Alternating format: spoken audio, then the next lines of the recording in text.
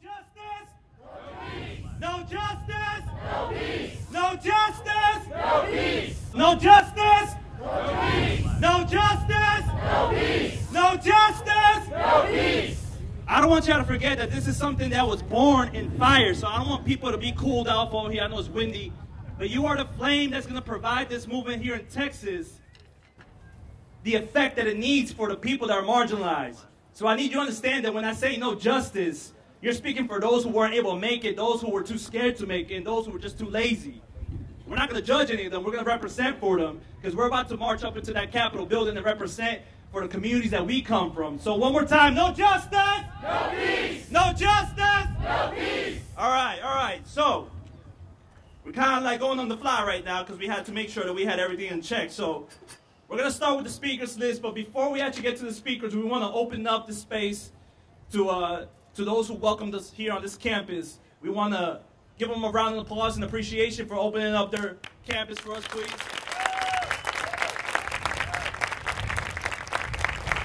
And representing the school, we're going to have an invocation to start off, and then we're going to have a welcoming remark. So first up for the invocation is Reverend Donald E. Brewington. Please make him feel welcome.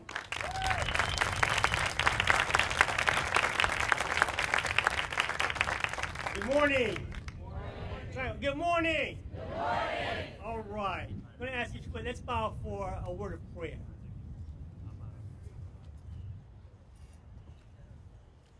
Gracious and awesome God, we come this morning with bowed heads and humbled hearts. We come thanking you for your goodness towards us, that goodness being manifested through your gracious acts of waking us this morning. And as the saints of old declared, clothed in our right minds with the activity of our limbs. And on this day, prepared to engage one another in legislation for the sake of justice. We thank you for those who have gathered this morning. We ask that as you manifest yourself amongst us, that we take advantage of the opportunity to make new friends and renew old acquaintances. We ask that in this act of peaceful demonstration, that our voices will be heard as we raise them collectively, that justice may roll down like a mighty thunder as our legislators consider policies that affect communities of color, and specifically those who have been marginalized. We understand that regardless of color, creed, ethnicity, sexual orientation, all are created equal in your sight, O God. And so we assemble to ensure that equity in this state, this nation, and this world is real. Be with us, gracious God, as we seek to engage in the struggle to make this world a better and safer place for all of humankind. This in all things we ask in the precious and powerful name of Jesus. Amen.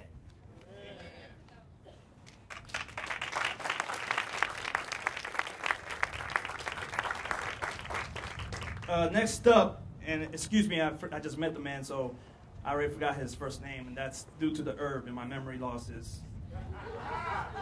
Apologize. It is Sacramento, though. It is Sacramento, exactly. Next up for the welcoming, for allowing us to use the space, we have I'm going to call him Mr. Knox, but he's the chief of staff of here at the campus. Please make Mr. Knox feel welcome.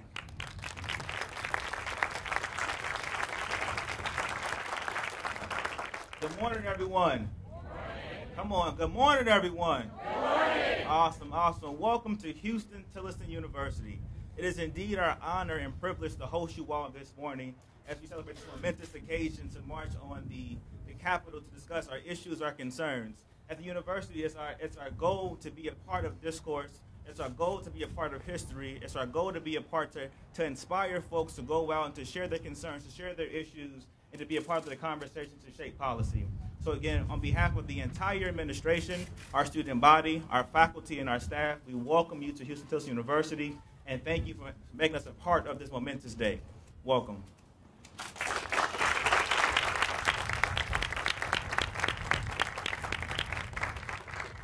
All right, one more in the formalities. We want to welcome in somebody who was brave enough to come through. Now, the reason I say brave enough is because this person is an elected official who right now, anybody who's an elected official probably aren't really feeling the most secure or confident what's going on in today's country. So somebody who's willing to step up to a crowd like such as ours that can be very critical of elected officials, I want to hear what the man has to say. So please welcome City Council Member Greg Cesar.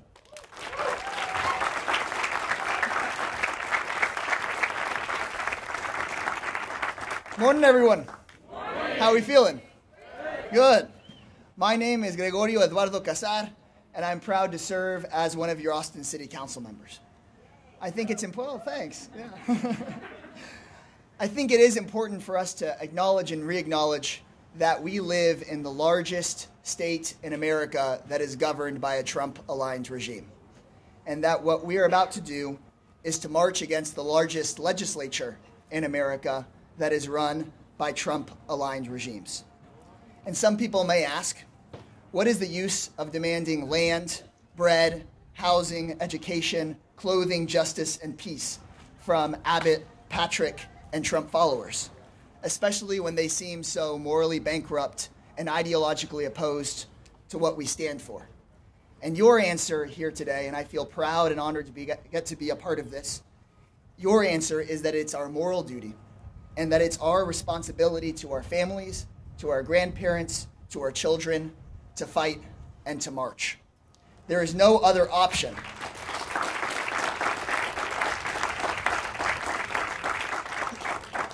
There is no other option than to stand up here in Ground Zero, here in their seat of power. The people who run this state want nothing more than to pretend that there is not resistance here.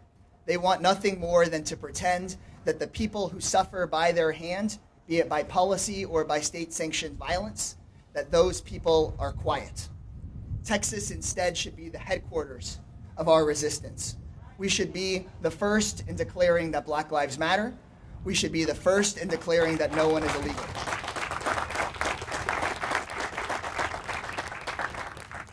And despite the fact that for many, cynicism or despair may feel like the rational or natural reaction right now, instead I feel great hope because of people like you and because of the grassroots movements that are happening in cities all across Texas, because it's within our cities that you, not elected officials, but people like you, are working to turn us into the models of the inclusive kinds of communities that our nation's founding documents promise.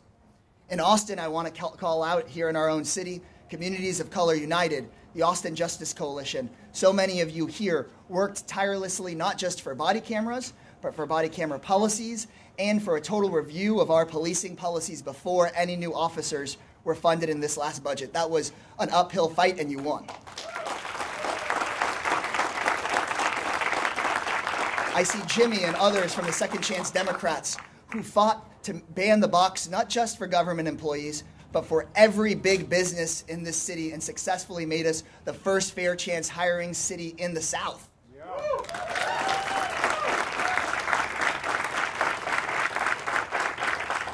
In El Paso, the movement passed a law to punish employers that short working families of their pay. In Dallas, the movement pushed their sheriff to limit cooperation with ICE and to blaze the path for our own sheriff to go even further in our city and in other cities across the state.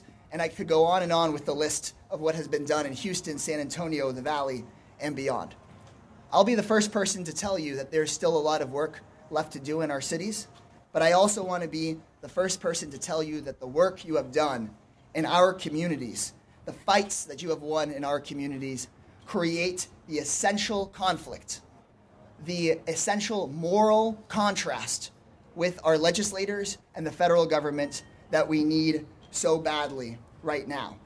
For example, when we first passed fair chance hiring here in Austin, almost immediately, Representative Paul Workman, whom some of y'all I think will visit today, pledged in the paper that he would do what he could to make it illegal, to overturn it, to ban fair chance hiring across our state. And some folks asked me and others, well, what was the point of fighting if they're going to try to beat us back? And it was folks that were formerly incarcerated and activists in the community who answered back that doing the right thing comes with risk. And you got to go out on a limb if you're going to do the right thing. But it is that risk that is not the most important risk. In fact, the greater long-term risk for our families is to not take these opportunities to expose our statewide leaders and national leaders for who they are, to expose that they might care more about the minor inconveniences for their business friends or the minor inconveniences for their budget more than they care about the public safety and public welfare and jobs of everyday people that are just trying to put the food on the table in our country.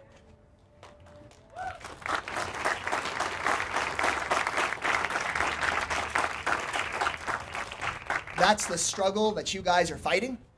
We are not alone in Texas. We are part of a broader movement. Every piece of work that we do is connected to someone else's work, and then in that, the struggle becomes meaningful. We are not alone, and indeed, it is in the fighting that the work is done. Dr. King once said that progress is neither automatic nor inevitable. Every step towards the goal of justice requires sacrifice, suffering, and struggle. I'm proud to stand with y'all together in that struggling today. Are we going to fight? Yes. Are we going to win? Yes. Are we going to march? Yes. Thank y'all so very much. Woo.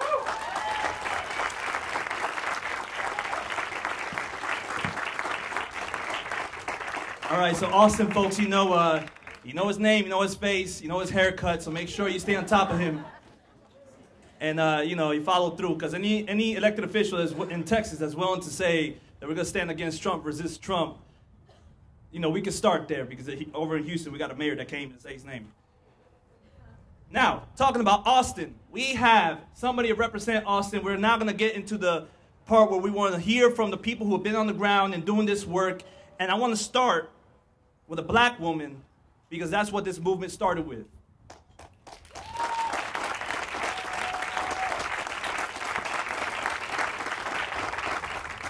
Programming note, we're going to have, because of the crunch time that we just had to experience, dropping it down to about 3 minutes per speaker. So don't feel nervous. Just go ahead and get 3 notes, and I'll be right next to you to make you feel rushed. All right. So next up from Austin, Mimi Styles.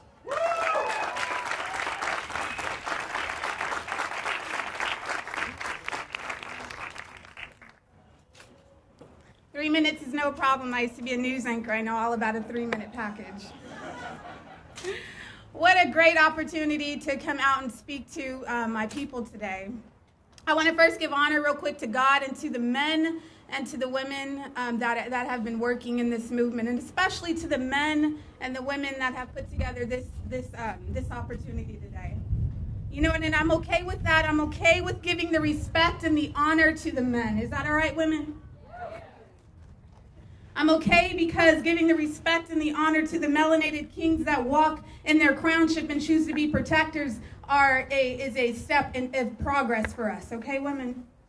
I'm okay with the grace of this gender, and I choose to harness the power of my womb to birth new ideas, a fresh new perspective each day, and to understand the reality of systemic oppression stemming from over 400 years of enslavement and Jim Crow segregation. I'm okay with declaring the fact that we women are vessels. We hold in our very creation the ability to reproduce, and don't get me twisted, I'm not talking about just laying out and producing offspring, but I'm talking about we can birth generational change. That is black girl magic. I'm okay with recognizing the fact that this movement is changing. And the change will be both televised and also documented in the 10-point plan. You see, we know what we're marching for here in Texas. Ms. Clinton, we know what we're marching for here in Texas. I'm okay that knowing that in 9 days, 229 hours, and 13,000 some odd minutes, that America will change as the Obamas move out and the Trumps move in. I'm okay because you see, in the black mind, things are different now. Our focus is now on our God, and we're claiming that power. You see, we as people are waking up. Good morning. I'm okay because as a black female given this platform right now, I get to challenge what we have become to know as consciousness and how being awake means that we will operate differently. Since we're awake, we will call out our state representatives as they begin session. Our Congress people and our senators will hold them to the fire to ensure that there will be no fear in safety, to advocate for laws that create an equitable playing field, to unleash individual freedom tempered by responsibility, to help those in need. How simple, right? To help those in need. Since we're awake, we will choose to information share. I'm a nerd, so we'll data mine. We'll perform risk analysis prior to collective and organizing activities such as this. We'll choose to infiltrate an all-white city council or a school board. We'll take our place on that thing. We'll choose to bypass the McDonald's and the Burger Kings, and instead, us as black women will sit our family around a dinner table for a healthy meal. We'll choose to inform our people about their rights when approached by the police, as the Austin Justice Coalition has been doing. We'll choose to hold bad cops accountable and squeeze and pressure those police chiefs to fire and press charges according to their actions. Officer Freeman, we see you.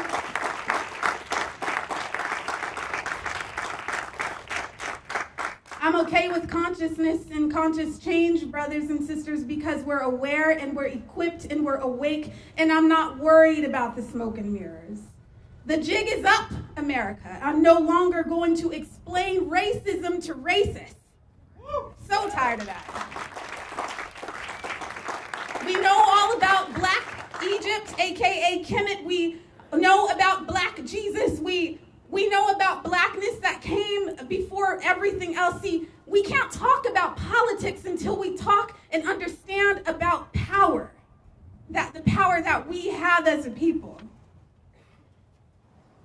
We know all about implicit bias and the negativity that it can cause in education and criminal justice. We know that as a black man, you're more likely to feel the pain of a billy club or stop for nothing more than the color of your skin, or because of your perceived criminal tendencies. You're no longer fooling us, America. This generation is in formation for change. We have watched the tide, and it's rising, and it's rising, and it's ready to devour and erode at all systemic oppression and hate. The tide is changing, and I'm okay with that. I pray that everyone under my voice fall into line. Get your spiritual house together. Get to know your Creator. And if you can't find him, come grab me today, because I will be glad to introduce you. Get back to church. Go back to church and reform that community. Reform it to how it was originally supposed to be. That's our community. Go back. Call your state representatives and make an appointment to sit down and let them know. Inform them that you are in the business of reversing racist systems. Get involved, because that's revolution. Get behind the many organizations that are working to ride the tide through legislative change via the 10-point plan. Choose now, because we're awake. Black power.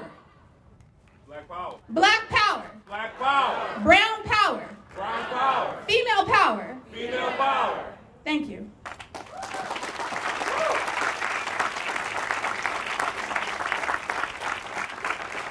See, that was powerful. That was powerful. All right.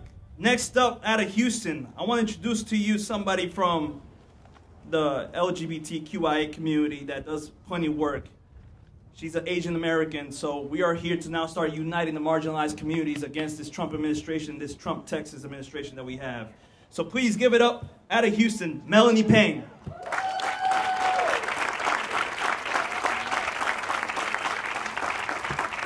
Good morning, everybody. So my name is Melanie Espinoza Pang, and I am an out queer Asian American woman My father, ooh, wow. Gave me a chill, not just the wind. My father's from China and my mom's from the Philippines. And currently, I work at the Salvation Army of Greater Houston. And I work with a lot of people who experience homelessness, sometimes for the first time, sometimes for the third time. And I see a disproportionate number of people from the Black and brown communities. And they're not down on their luck. I repeat, they're not down on their luck. They're held down by systems of oppression, by policies that don't work for them, that don't even account for them. And when I was a case manager working with refugee kids in foster care, I remember going on one home visit to a home with 3 foster boys, each of them from different countries. And one of them said to me that he had the flu. And as a case manager, you go around and you talk to each of the kids and see how each of them are doing. And I talked to the next boy, and I asked him how he was doing. And he said, "I'm not well." And I said, "Well, your report card looks good. Your mom says you're sleeping at night, which is great. So what's the issue?" And he said, "Well, my brother's not well." And I thought back to my life and my experiences, and I can't remember a time when I thought I wasn't well just because someone in the house had a cough, until I actually did get sick, right? But I thought how beautiful that would be if all of us had that mentality. And when I look around the country today, I see that our brothers, our sisters, and for the gender nonconforming, our nibblings, I see plenty of people who are not well, and it makes me sick. I'm here from Houston because I came to stand in solidarity with you all, because I feel that love is a verb, right? And I want to compel other Asian Americans and other people from all over the state, all over the country, all over the world, to start to use our collective power to speak out for our brothers and sisters and nibblings who are not well. I've done a lot of work with folks who live in food deserts as well. And what I learned from one of the amazing leaders, and I'm not afraid to say his name, Kelvin Williams, his biggest message to me was always to do my part. And I feel like there's so much we can do to do our part, right? To protect, to defend, to provide, and most of all, to listen to one another. And I think this is the time to try everything. You know, I look on my Facebook feed and I see people saying, "Oh, we need to be organizing this way, not that way.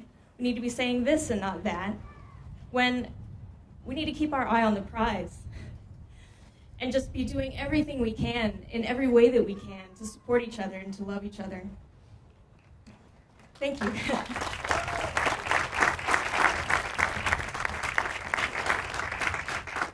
I'm going to pull probably the biggest cliche here and quote MLK. But power without love is reckless and abusive, and love without power is sentimental and anemic. Power at its best is love implementing the demands of justice, and justice at its best is power correcting everything that stands against love. Yesterday, thank you. Yesterday I was going to Chipotle because apparently I don't care about my own health. And a woman opened the door for me. She didn't ask me for anything, she just opened the door. And I said, "Are you hungry? Would you like a burrito?" And she said, "Sure, that would be wonderful."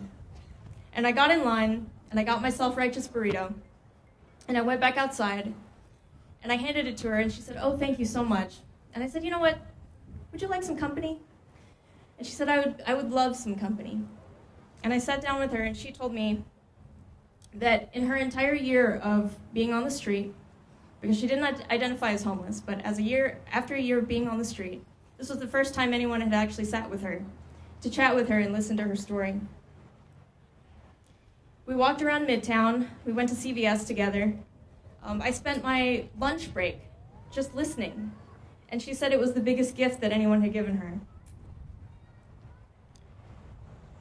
I don't do the work that I do in the queer community, in the progressive community, because I think it's good or that we'll win. I don't think hope is a requisite to be here, to be standing here in the cold. But my liberation is bound up in your liberation. And so I just want to say that I'm so excited for our movement to become more unrelenting in our love and compassion and to push back against that which stands against love. Thank you.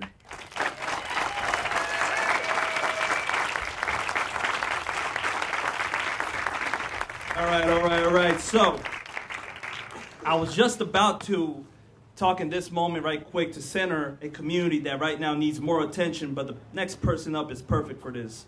And that community that I hope that he centers is the trans community.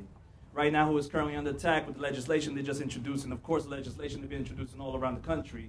So please give a warm welcome from Houston, representing the Black Lives Matter chapter out of there, Ashton P. Woods.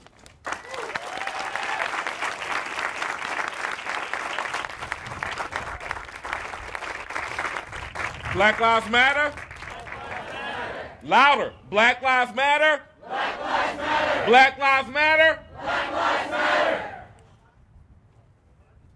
A few days ago, I watched Dan Patrick and a state senator introduce a bill called SB 6 to protect women from being attacked by men in dresses.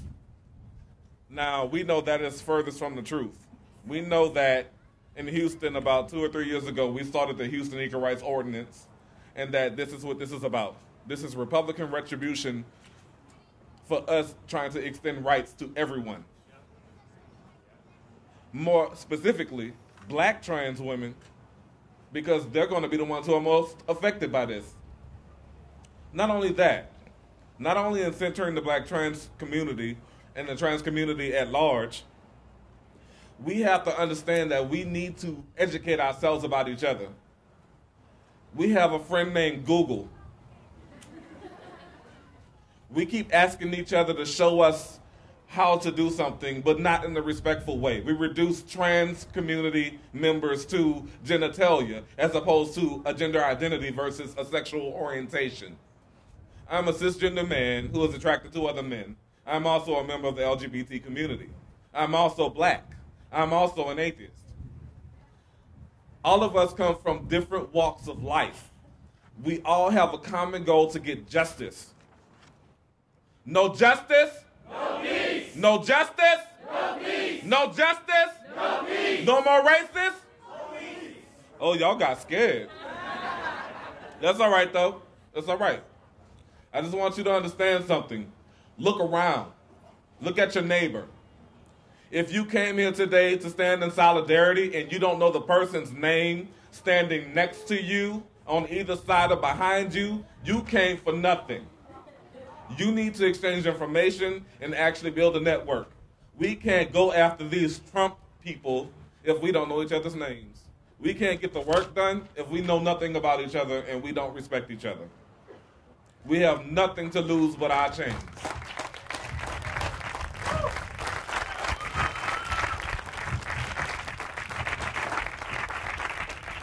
All right. So moving on with the program.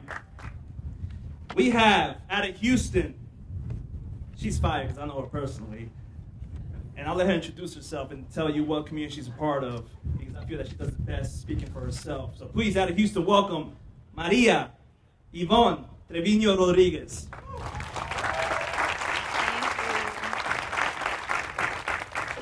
Hello everyone, how's everyone doing today? Awesome. My name is Maria Yvonne Trevino Rodriguez. You can just call me Maria. I am a Mexican-American, undocumented, queer, Latina, who came to the United States, to Houston, when I was about 1 year old. And so America is all I've known so far.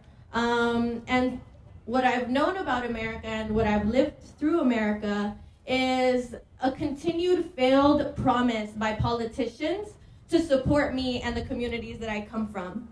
I'm here today because I am tired of politicians telling me that they're willing to support me, to protect me, to fight for me, and at the end of the day, these promises go unanswered. And not just that, but the fact that their conscience is clear simply for telling me that they will help me. I do not need a savior to come and help me. We have a lot of people here today who are allies to our communities. I'm very excited to see so many allies here, but there is a problem when our communities are not here. We are not empowering Latinas to come to these marches. We are not empowering undocumented people to come to these marches. We are not empowering trans women to come to these marches. We are not empowering LGBTQ people to come to these marches. So although I do feel like this is extremely positive, I don't need a safety pin to show me that you fight for me. We have plenty of safety pins inside of the Texas legislature right now who are stating that they're willing to fight for us, and nothing is getting done. We do not need saviors. We are capable of doing the work ourselves. We need equitable representation. And by that, I mean that we need people who were impoverished to be in the Texas legislature. What are they supposed to do? Be capable of fighting for their own communities. They know what kind of business needs to be put. We don't need gentrification to make our communities any better. If anything, you're ruining our communities. Your tacos are not good.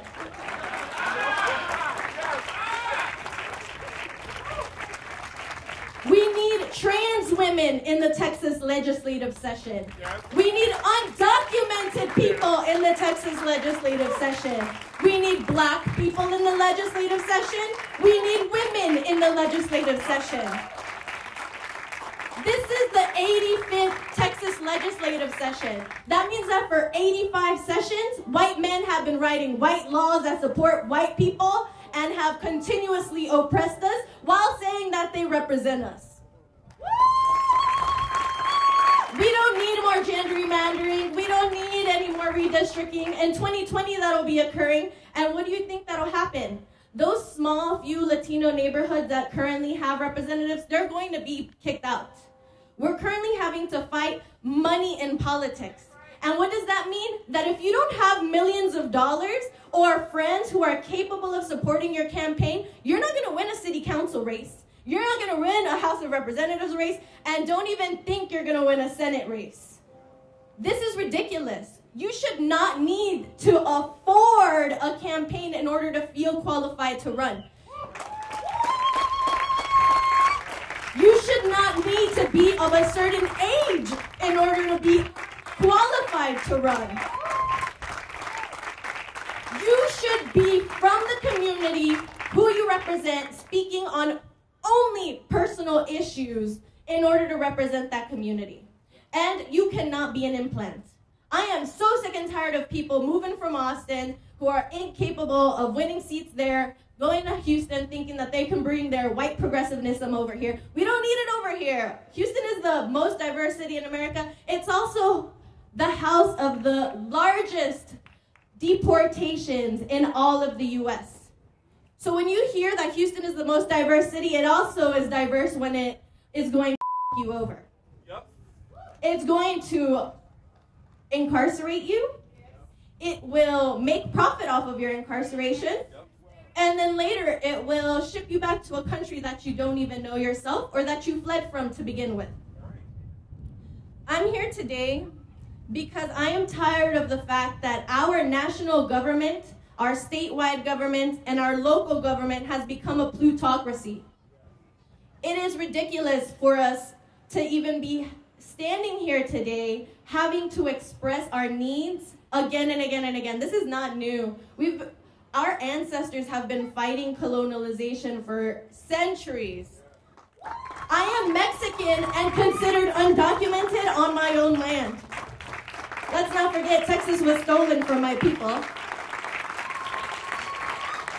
So today, more than anything, I want to tell every single elected representative in the state capitol that this is not what democracy looks like. This is a failed system, and it needs change, and we will not get that change from the same representatives who have been in those seats for years. Right. We can no longer support representatives who simply tell us that they're willing to fight for us. We don't need people and their words. We need actions, and these actions can only be done by people who come from these communities. We need impoverished people in the legislative session. We need queer people in the legislative session. We need undocumented people. We need black people, brown people, and queer people. So tell the representatives over there that this is what democracy looks like. This is what democracy looks like. Can you say it with me? Tell me what democracy looks like. This is what democracy looks like. Tell me what democracy looks like. This is what democracy looks like. Show me what democracy looks like. This is what democracy looks like. Thank you so much, everyone.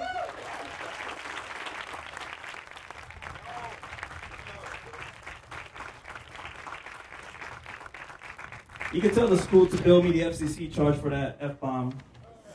I'll pay for it. For the following speakers, please. Let's make sure we don't put me in debt.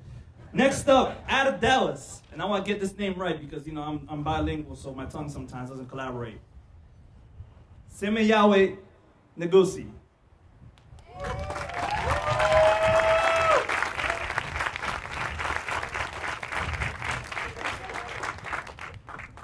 Good morning. My name is Semiyawe Negusa. Forgive me if I stumble. This is my first time doing something like this.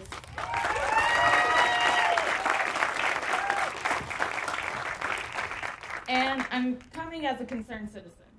I am a product of public, private, and charter education. I have been through the education system and taught in it as well. And I can say we are failing our youth.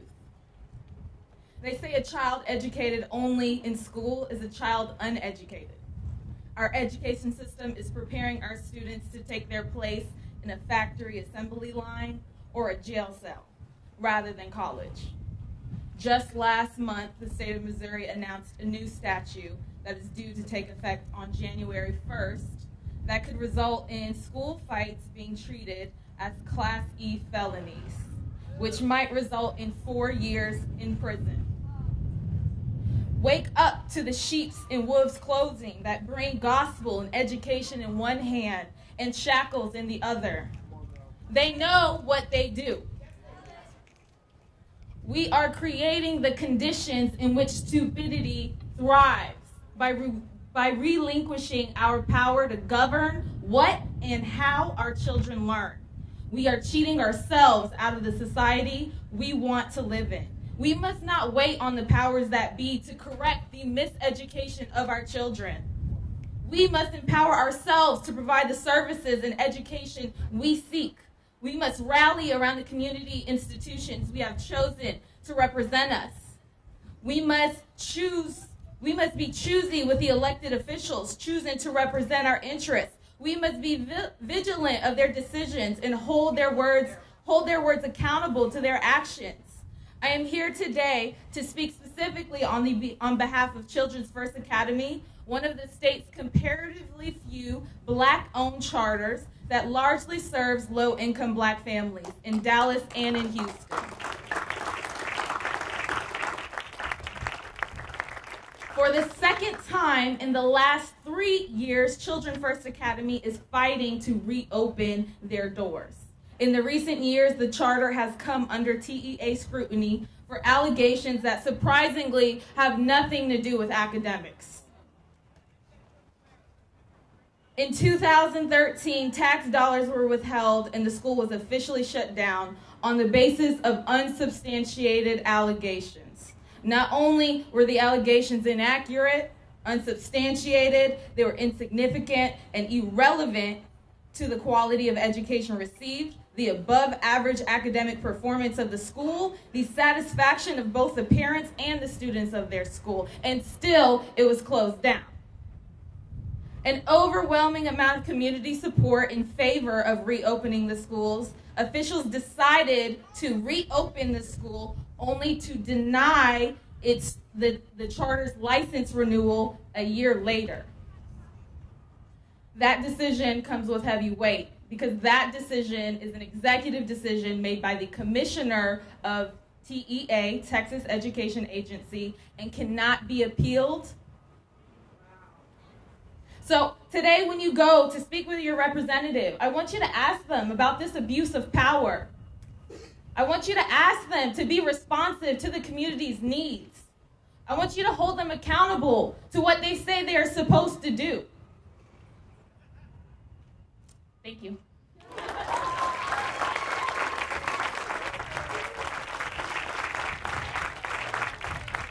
All right, we're boiling down to our last 4 speakers. But before I proceed, I want to ask a quick question. I want to see the squad up right quick.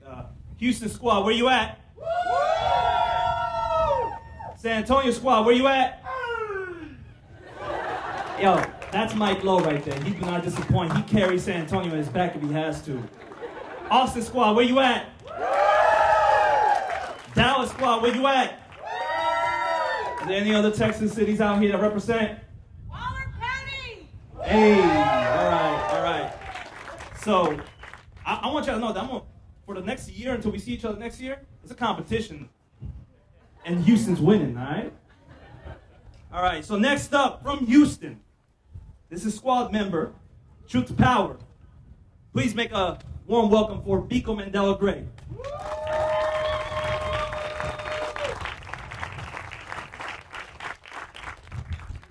Morning, everybody. I think it's afternoon. But I'm not going to be before you long, as my preaching training says. I'll be before you strong, though. As I thought about what I was going to say today, I asked myself a question. Why am I here? What called me to this place? Because quite frankly, I'm 30, my knees are getting bad, and I'm quite frankly getting too old to march. What brought me here? What compelled me to come here? And as I asked myself this question, I realized why I came here. I came here for Emmett Till. I came here for those 4 girls who died in the basement of that church in Alabama. I came here for Trayvon Martin and Mike Brown, for Renisha McBride and Rakia Boyd. I came here for Islam Nettles and Corinne Gaines. And if you don't know who I'm talking about, y'all got smartphones, start looking them up. I came here for Jordan Baker, because these are the folks from Houston. If y'all thought this was just happening abroad, y'all would be mistaken. I came here for Jordan Baker and Sandra Bland, for Alva Brazil and Ashton Barnes. But I'm also here for the black men and women who constitute half of Harris County's jail. I'm here for those who are sitting in prison because they are too poor to get out. I'm here for the people whose skin has become probable cause for their own arrests, whose very bodies invite violence.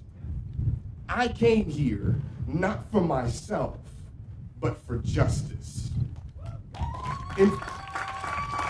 In fact, I think that's why we all came.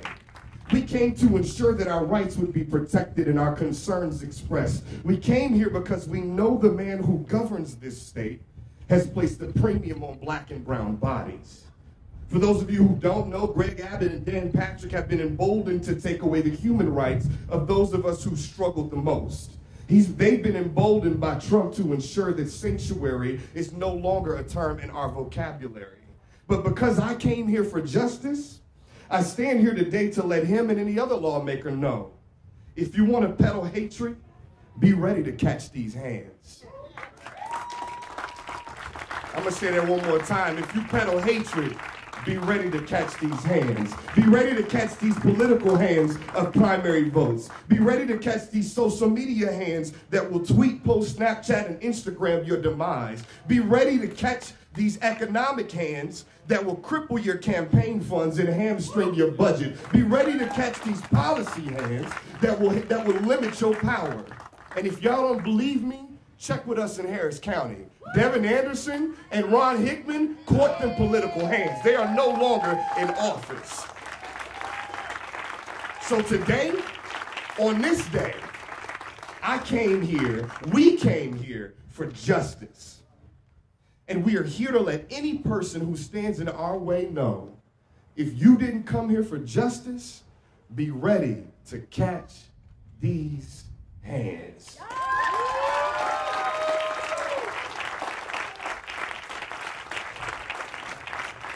All right, down to our last 3 speakers. And the following speaker to me is very important. I'm a history major. I go to Texas Southern University. And when it comes to Black Lives Matter, I want you to understand that here on this soil, the U.S. soil, this millennial spring, political spring, revolution spring, sparked, started, and run by Black Lives Matter. You could have had Occupy Wall Street all you want and everything else that came out. But what brought out the masses was Black Lives Matter.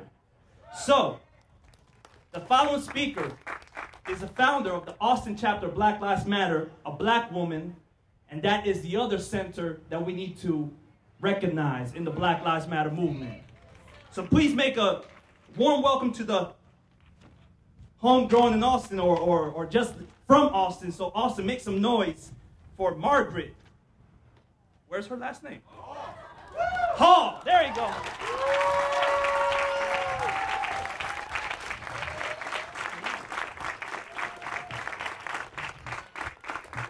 Black women's lives matter. Black men's lives matter. Black trans lives matter. Black boys' lives matter. Black girls' lives matter. Black immigrants' lives matter. Ashe. I want everybody to look to their right. That's for everybody who's not woke, everybody who's ignorant, everybody who insists in staying in the dark, refusing to see the truth of the matter, that Black Lives Matter. Then I want everybody to look to their left, and that's for everybody who is aware but couldn't be here. Those who have other obligations but stand in solidarity with us and believe in Black Lives Matter. Now I want everybody to look down, and that's for everybody who lost their lives. A moment of silence. Those who have moved on, but justice has yet to be done. I want everyone to look up, and that's for the hope that remains. We're gonna keep pushing on until Black lives truly do matter. And now I want everybody to look ahead, and that's for you, as you are called to join in the struggle. And so now we're gonna do a reading of the names. Shailene Graves, say her name. Sandra Bland, say her name. Rakia Boyd, say her name. Ayanna Jones, say her name. Jessica Nelson, say her name. Sarah Reed, say her name. Rakima Jones, say her name. Sophia King, say her name. Rachel Jackson, say her name. Pearlie Golden, say her name. Asia Dixon, say her name. Yvette Smith, say her name. Misha Caldwell, say her name. Mike Brown, say his name. Eric Gardner, say his name. Freddie Garay, say his name. Stephen Biko, say his name. Say it again. Stephen Bantu Biko, say his name. Alton Sterling, say his name. Terrence Crutcher, say his name. Q Scott, say his name. Walter Scott, say his name. Marquise Jones, say his name. Tamir Rice, say his name. I'm going to pause for a second. Tamir Rice was one of the kids who lost their lives. There's a lot of children who have lost their lives. Not only Tamir Rice, but Ayanna Jones. Ramarley Graham. All these other kids who have lost their lives, they can't do simple things like go out and play without somebody criminalizing them. As you well know, black children are being overly criminalized. I want you to use this tool. The African American Public Policy Forum has 2 reports out there. One of the reports, I want you to remember these 2 reports, is the Black Girls Matter report. Black boys are more frequently disciplined, the most frequently disciplined, than their non-black peers for the same offense. But black girls are the harshest discipline of all the races for the same offense. And the Black Girls Matter report is verification of that. Also, I want you to remember another tool, the Say Her Name report. Because the reason Say Her Name started, the hashtag started, was because women's lives were being ignored in the movement.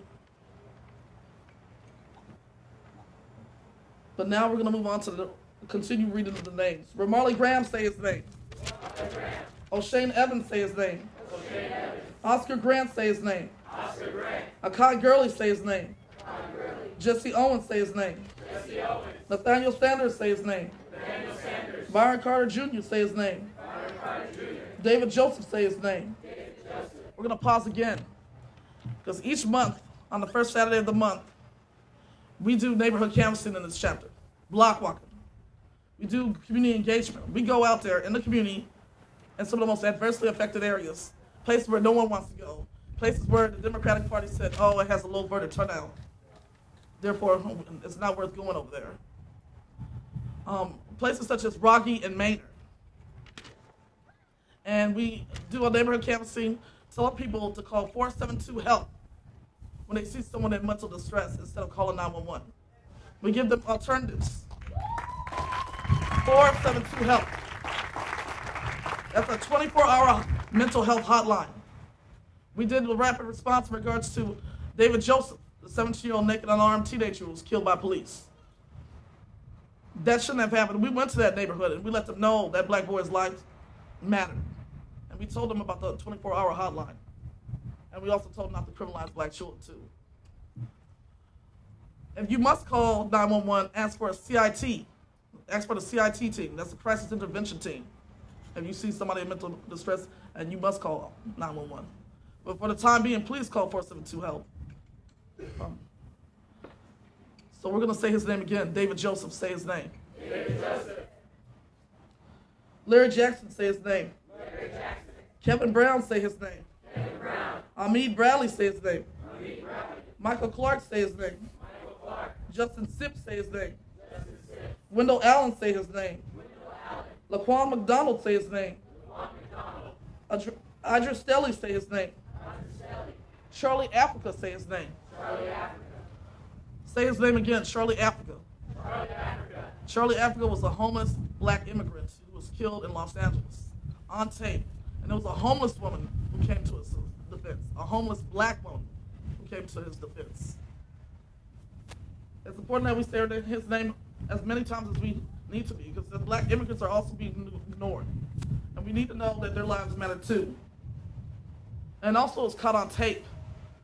And what did the police officer say? He has a gun. He didn't have a weapon at all. This was someone who was just minding their own business, but because he was black, he was being criminalized. And he was further criminalized in the media, another character assassination that needs to stop. And so I'm going to leave you with another tool. 4 tools that can record police encounters. Even if your phone is confiscated, lost, or stolen, these are the 4 tools. Ustream TV, CopWatch, Mobile Justice app, and the Legal Equalizer app. The reason why I emphasize the Legal Equalizer app because it was started by a black immigrant, an engineer who was stopped by police, who was racially profiled. Not only does it give the legal rights, know your rights, it also gives immigration legal rights too. If you're stopped by ICE or police in regards to being an undocumented immigrant, what your rights are. Ustream TV, CopWatch, Mobile Justice app, and the Legal Equalizer app. Try all 4 apps and see which one is compatible with your phone. And like I said before, even your phone is stolen, smashed, or taken, it saves the footage off-site. And so with this, I leave this chant. No taxation without representation. Say it again, no taxation without representation. No taxation without representation. No taxation without representation. No taxation without representation. I'm not going to leave you with that chant. I'm going to leave you with another one. Black people are under attack. What do we do? Stand up, fight back. Black people are under attack. What do we do? Stand up, fight back. Black people are under attack. What do we do? Stand up, fight back. What do we do? Stand up, fight back. What do we do? Stand up, fight back. Ashe.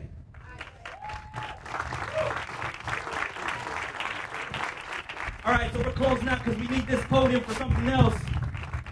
So, right quick, we're going to have up 2 of the gentlemen that helped put this together from Next Generation Action Network. I just want to highlight. Raise your hand up. She spoke. Sem?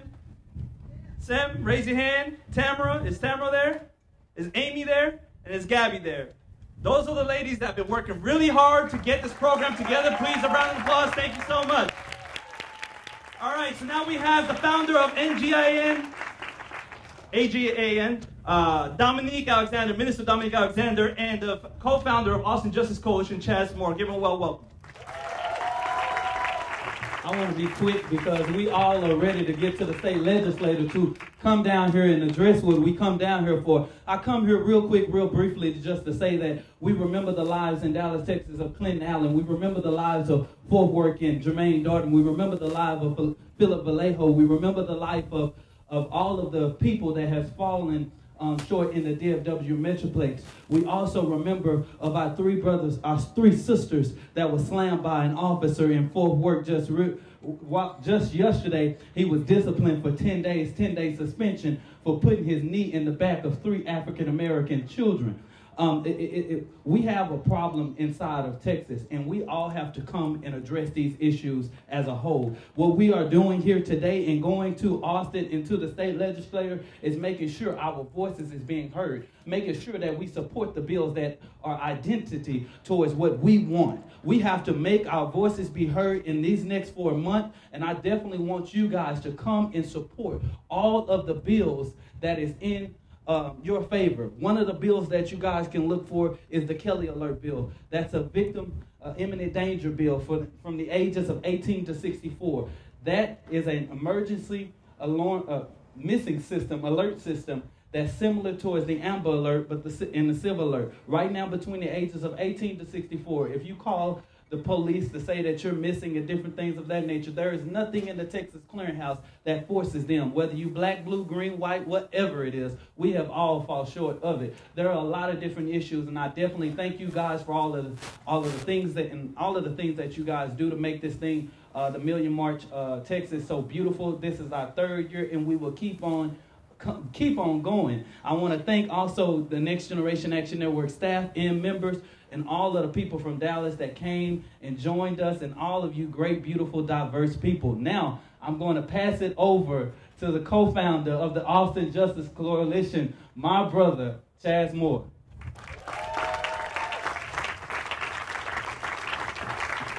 I'm going to be real quick. First, I want to thank Ms. Kim and all the HT staff that were here. I think they had to leave because they got some other things to do. So please give a round of applause to the Houston Tillison. I always find it odd that we say we come to marches together, but we're so spread out. So I'm going to ask people to come in and be the family that we say we are. Real quick, I need y'all to move quick. We're going to start marching, get some of this blood flowing. We always say we're here for one another, but we don't talk to one another at these things. We don't exchange context like somebody said earlier. That makes no sense to me. If you saw the Facebook event, and I'm glad we have this number so I can prove a point. A lot of people think I'm a pessimist, but I'm a realist. On Facebook, it said we had about 1,700 people say they were coming. That's because we live in a time where it's easy to say you're going to do something on social media, but when it's time to sacrifice and when it's time to show up, we have like not even a third of the people that said they were going to come. But it was also the gentleman back there in the cowboy hat with the orange shirt. He asked me, how many people do you expect will come? And I said, I'm not really concerned about that. I'm worried about the people that's in my corner. I think it's too many times we're worried about the people that's not in that corner, that's not in the seats, that's not at the meetings. I'm worried about the people that's here right now. These are the people that's on the front line with me. I could care less about the people that said they were coming or didn't take off like a lot of you people did. I'm worried about the people that's here and want to fight. So kudos and applause to you. And man, I think this is a beautiful number of people, so we're going to get ready to march to the Capitol. We're going to talk to as many reps as we can. When we get there, it's going to be a lady named Kathy Mitchell. She has a yellow piece of paper. We're going to read that over as a group real quick, and then she's going to give you some guidelines and tips when you get there about how to talk to your reps. Granted, you can talk to them however you want to. Just don't tell them you're part of the Austin Justice Coalition or one of these other groups unless you are a member. But, we thank y'all for coming. Are y'all ready to march? Yeah! All right, so let's do this. I need some volunteers. I need some men to help me break this stuff down. The ladies been working. When I first got here, it was about 30 ladies making signs and all that. So ladies, like always, holding the movement down. Y'all take a break. I need some gentlemen to help break this down. There's some cops right over here. Mike Lowe, where you at? Mike Lowe and Ashton. Ashton, where you at, Ashton? They're gonna lead the way. When we go out of here, we're gonna make a right on Chalmers and go down to 11 all the way to the Capitol. But just give us about 10 minutes so we can catch up with y'all. Once again, I thank y'all for coming out, and I do want to say this too. More now than ever, the biggest thing I always preach about is sacrifice. If you don't think this Trump presidency is going to call you to sacrifice some things and take off and be uncomfortable, you got another thing coming. This is going to be a completely different battle, and it's going to be a battle that causes us to put all our struggles together. Like, I'm black, I know the black struggle is intense, but I have to put that with the women's struggle. I have to put that with the trans struggle. I have to put that with the LGBTQ struggle, because we can't struggle separately anymore. We have to come together. And I really want y'all to get that. So I'm proud of everybody that's here. Let's march. Let's get it. Let's go. Thank you, everybody, for coming to the beginning of this. So let's start off the real part, the real party. So we have Brother Mike Lowe over there, Ashton. They're going to start leading. So if everybody just gather yourselves, anything that you need, make sure you're not leaving anything behind. Let me step away from this podium so you can take it away. And then we're going to start making our way out to the left right here to this entrance, and most of y'all came through. And we're going to start this march. Thank you for coming out. All right, Stevens, if you want to just go ahead and tell us a little bit about your organization and why you think it's important for you guys to support Millions March today. Well, Truth to Power is a collective of independent activists that get together to attack certain issues related to criminal justice, social justice, and black and brown communities and other marginalized communities. So Millions March Texas, I believe, has the opportunity to continue to evolve as it has in the past couple of years into centering these marginalized communities, honoring the history that is the Black Lives Matter movement, which sparked it. And now we have to definitely come together as marginalized communities to push against what's going to be a Trump administration and a Republican legislator here in Texas. Okay. I think that's really important what you say as you continue to talk about marginalized communities. What do you think are the issues that are really important to these communities? And when you say marginalized communities, what do you mean by that? Well, marginalized communities are really the ones that they are classified as the minorities, the ones that are not the white male or Christian really in this country. You have, even though in Texas by 2030 there'll be a majority Latinx population, we still are looked at as a minority, which isn't true, especially in Houston, Harris County, collectively with the black and brown communities, we make over 60% of the population. And so therefore marginalized communities like the Muslim community, the LGBTQIA community, women, even the Asian community that makes up a small percentage, but they're now also going to be looked at in this type of xenophobic manner that has been now popularized and normalized. So marginalized communities, pretty much everybody doesn't look like Donald Trump right now. Okay. And so what are you hoping to accomplish through communities gathering today and going to the Capitol and talking to legislators? Like, what are you hoping will come out of that dialogue? Well, what I'm hoping is that it sparks everybody's imagination and creativity to figure out new ways to make impact on the democracy that doesn't belong to them.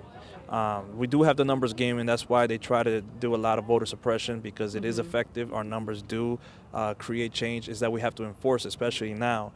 So I'm hoping that what this does, as it's done every year, is that it allows these different cities to gather together for one day, exchange information, exchange ideas, exchange energy, go back to their respective cities and push back on their local governments there, and then we'll see each other again the next year to make sure that they're seeing that we're growing every year. Well, I'm here today with Council Member Greg Casar. Can you just tell us today why you feel it's so important to support Millions March today? Well, today, as the legislature gets sworn in, I think it's more important for elected officials to be in the streets supporting progressive causes, fighting back against essentially the largest legislature that is a Trump-aligned regime in the country.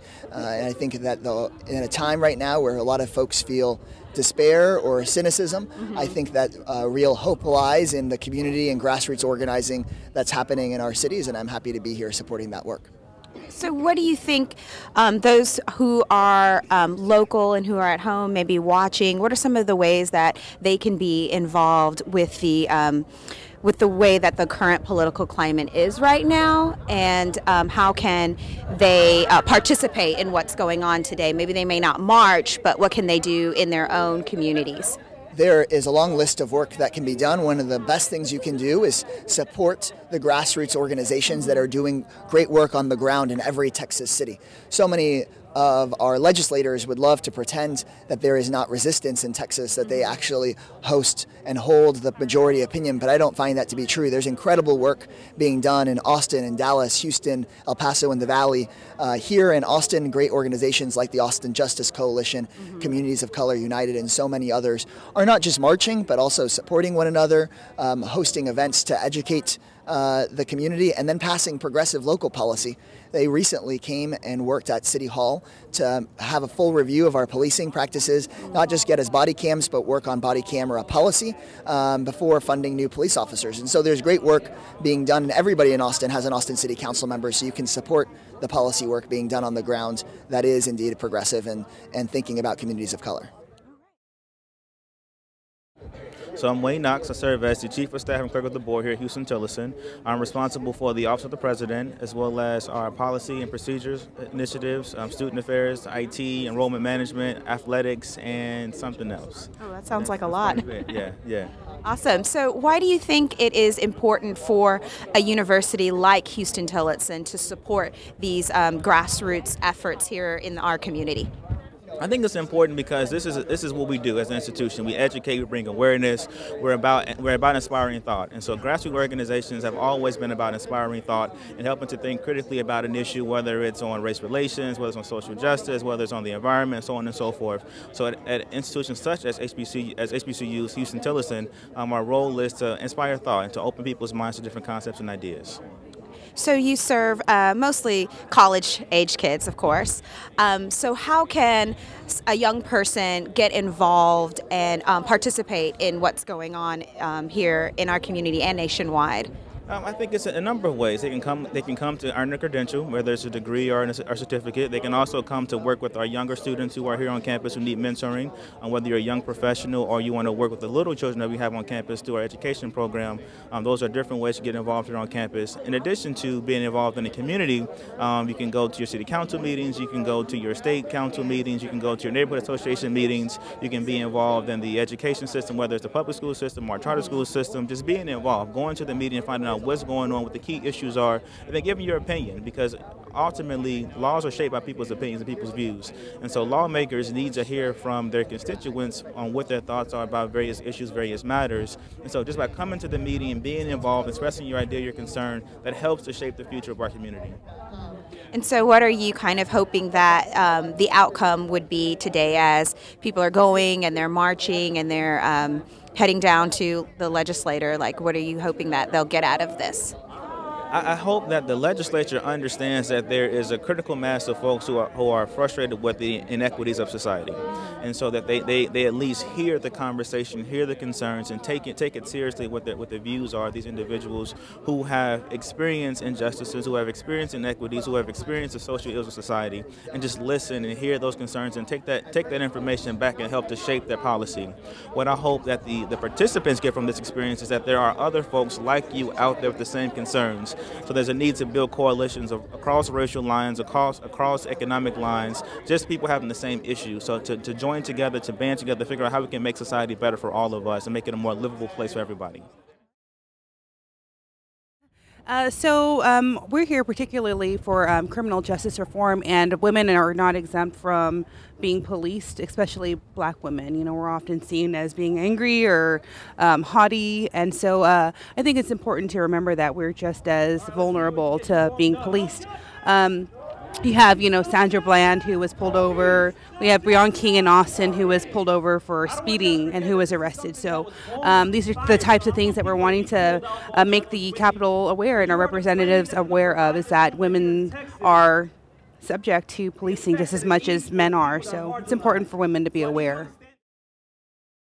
So why do you think it was important for you to come out today and have your voice be heard? Well, one of the things that the organization that I'm with, the Austin Justice Coalition, one of the things that we think is very important is civic engagement. Mm-hmm. So this is the first day of session. We have some new members in the council. We have some new members at the Capitol. So we want to let them know what we think as a collective, as a community. So there's a bunch of different organizations from Dallas and Houston and Austin. Here to let our Texas legislators know exactly what we want to see in 2017 and in the future.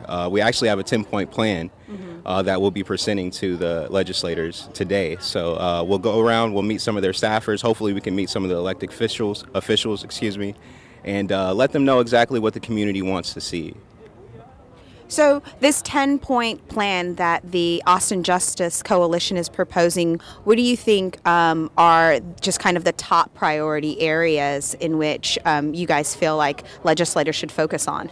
Well, actually, we want them to focus on all 10. I think one of the ones that I think is pretty important is making sure that we protect some of our immigrant population here in Austin.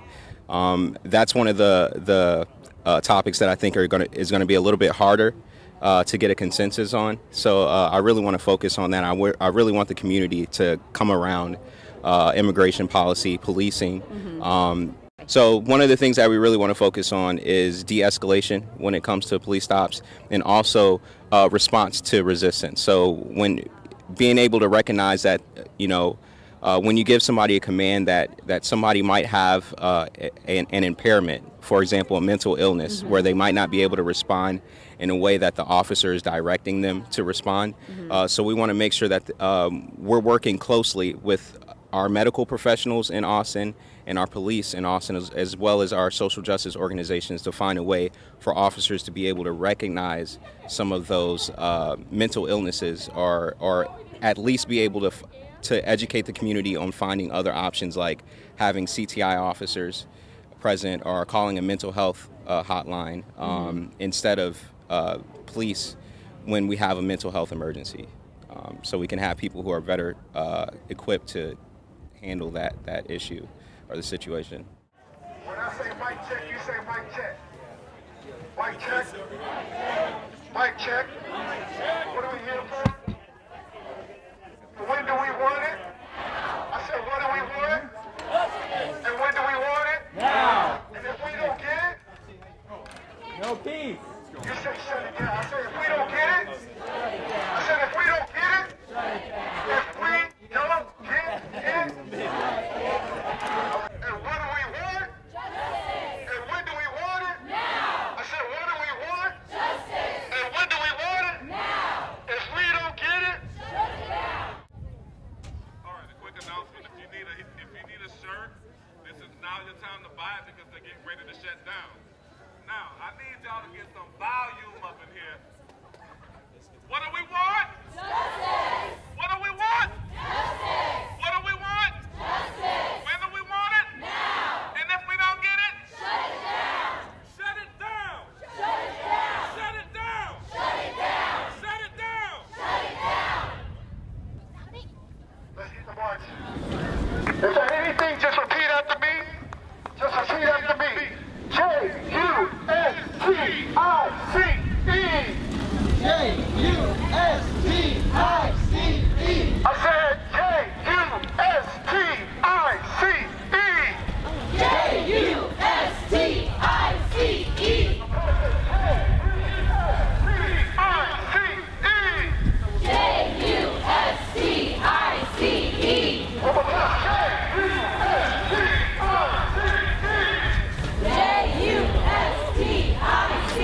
J-U-S-T-I-C-E. Yeah.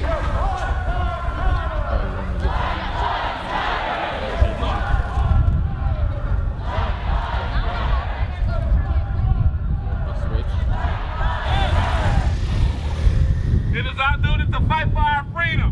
It is our duty to fight for our freedom. It is our duty to fight for our freedom. It is our duty to fight for our freedom. It is our duty to fight for our freedom. It is our duty to fight for our freedom.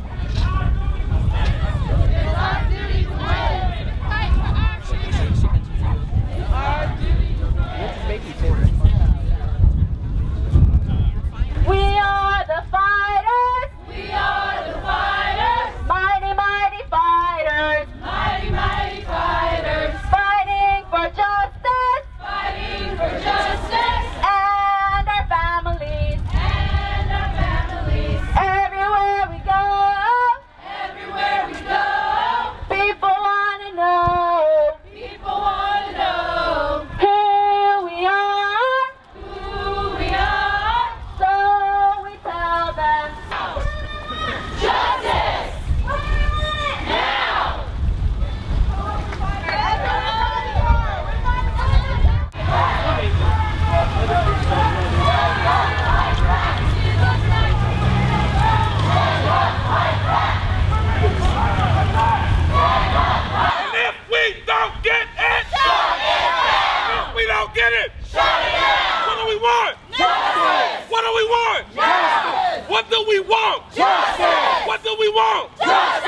When do we want it? Now! When do we want it? Now! When do we want it? Now! When do we want it? Now! And if we don't get it, shut it down! Stand the flag!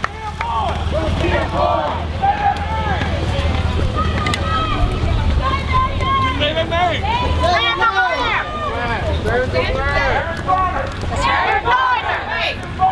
Ashton Paul! Gordon Baker! Gordon Baker! Gordon Baker! Jordan Baker! We lose too many lives every day to police brutality and systemic racism. We want justice, and we want it now. What do we want? Justice! What do we want? Justice! When do we want it? Now! And if we don't get it, shut it down! Why? Because we ain't got nothing to lose but our change. If we don't get no justice, they don't get no peace. If we don't get no justice, they don't get no peace. If we don't get no justice, they don't get no peace. If we don't get no justice, they don't get no peace. No justice, no peace. No racist, police. No justice, no peace. No racist, police. So what do we want? Justice. And when do we want it? Now. So what do we want? Justice. And when do we want it? Now. If we don't get it, shut it down. If we don't get it, shut it down. If we don't get it, shut it down. Hey, hey, ho, ho. These racist cops have got to go. Hey, hey, ho, ho.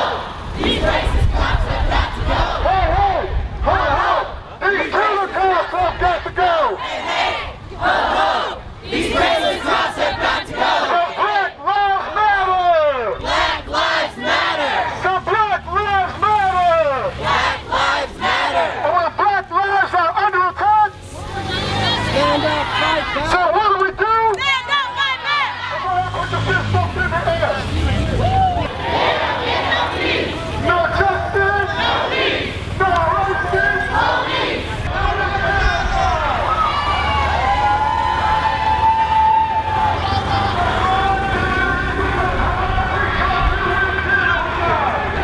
Love Trump safety pin. Love Trump safety pin. Love Trump safety pin. Love Trump's hate. Love Trump's hate. Asian, Latin, black and white, to smash racism, we must unite.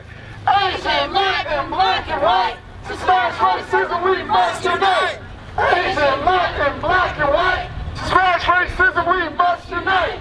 Asian, Latin, black and white, to smash racism, we must unite. I'm sorry, Asian, Latin, black and white, to smash racism, we must unite. Asian, Latin, black and white, to smash racism, we must unite. Y'all gotta say it like you believe it. Asian, Latin, black and white, to smash racism, we must unite. Asian, Latin, black and white, to smash racism. So killer cops have got to go. Hey, hey, ho, ho. Killer cops have got to go. Hey, hey, ho, ho. Racist cops have got to go. Hey, hey, ho, ho. These racist cops have got to go. Hey, hey, ho, ho. Say killer cops have got to go. Hey, hey, ho, ho. Say killer cops have got to go.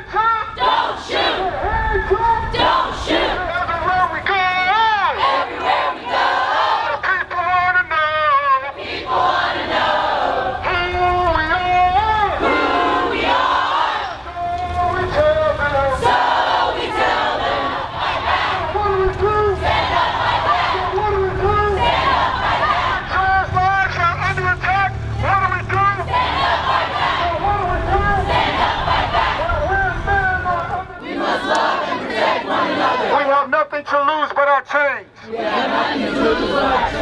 If you understand anything about history, you'll understand this, that we've been in a state of emergency ever since 1619. I'll repeat again. If you understand anything about white supremacy in the history of this country, you'll understand that we've been in a state of emergency since 1619. When my ancestors were brought over from a land that was stolen to work and build this country. White supremacy is real. While we honor those who have bled, who have fought, who have died, as my dear brother said earlier, Chaz, he said it's about sacrifice. Come in closer.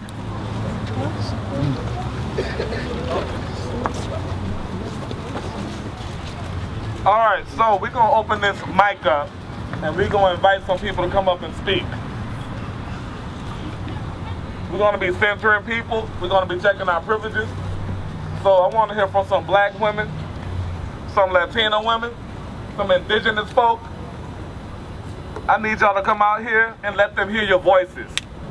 We chanted, we had Austin hear us, we had people watching us. But we're here for a reason bigger than that. We're here to defeat white supremacy, systemic oppression that affects all of us. We keep saying all lives matter when black lives matter. But I need you to understand when you leave here today that you need to get it etched into your head that a lot of you are allies out here. There are not a lot of black and brown people out here right now. This is your opportunity to go into your proximate community and organize with your proximate community. Stokely Carmichael put it best. You are not helping us if you're walking with us the whole time and you're not organizing where you came from. That means white people need to be organizing white people to check their privileges. So if someone wants to speak now or forever hold your peace. Don't all come at once. Come on, not on bite. All right, all right. All right. No justice! No peace! No justice! No peace! Y'all, that little hill kind of took a little out of it. But as mothers, as women, we have to look around. There's power of one. By you showing up today. So what do we want? Justice! I didn't hear you. So what do we want? Justice! So when do we want it? Now! So what do we want? Justice! So when do we want it? Now! If we don't get it, shut it down! If you don't get it, shut it down! If I don't get it, shut it down! If we don't get it, shut it down! If you don't get it, shut it down! All right, everybody, we want to give a quick shout out to one of the people that we came here to see so they can feel it, so I want you to join into this chant.